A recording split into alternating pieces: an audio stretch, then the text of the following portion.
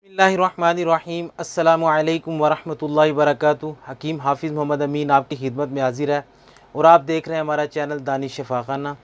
आज का हमारा टॉपिक है पेट के दर्द के हवाले से। आज हम इस पे बात करेंगे।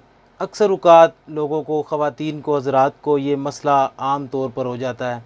बच्चों में भी ये अलामत पाई जाती है, पेट में दर्द हो रहा है जी। सबसे पहले तो ये देखना चाहिए ये पेट के अंदर दर्द हो क्यों रहा है। ये अंतड़ियों में कोई मसला है या कि मैदे के अंदर दर्द है। ये दो अलग-अलग अलामतें हैं, तो इनका जो है ना पहले आपको दिखाना चाहिए किसी को। इसके अलावा ही दिखाने के, किसी से मशवरा करने के बग़ैर ही लोग अक्सर औक़ात कोई ना कोई चीज़, पेन किलर जो है वो मेडिसिन कोई ना कोई इस्तेमाल कर लेते हैं कि दर्द को जो है ना ख़त्म करने के लिए। इसका ये हल नहीं है।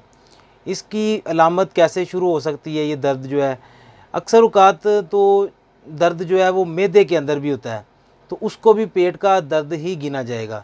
मैदे के अंदर दर्द इस वजह से होती है जब मैदे के ऊपर जो है सोज़श आ जाए, जो वर्म आ जाए, तो उस वजह से मैदे के मुंह के ऊपर जो है ना दर्द महसूस होती है। ये अक्सर औक़ात उन लोगों को होता है जो लोग अपनी रोज़मर्रा से हटकर चीज़ों का इस्तेमाल करते हैं, फ़ास्ट फूड का ज़्यादा इस्तेमाल करते हैं।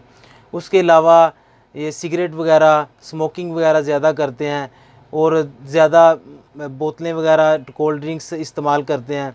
ज़्यादातर खाना रात को खाकर सोते हैं, चहलकदमी नहीं करते या खाना खाकर बैठ जाते हैं, कोई हरकत नहीं देते, अपना चलते फिरते नहीं।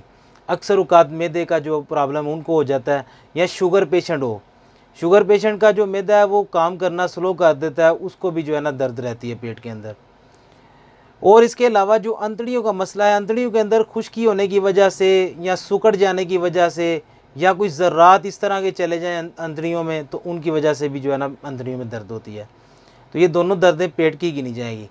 अब इसका हल क्या करना है आपने इसके लिए एक 10 ग्राम आपने लेनी है सौंफ, 10 ग्राम अजवाइन, 10 ग्राम काला नमक, 10 ग्राम कलवंजी, और ये चारों चीज़ें आपने आपस में मिक्स कर लेती हैं। और इसके अंदर 10 ग्राम सुंड ऐड कर लें, सुंड जिसे जंजीबील भी बोलते हैं, वो आप 10 ग्राम ऐड कर लें। ये 5 चीज़ें बनाकर घर में रखें।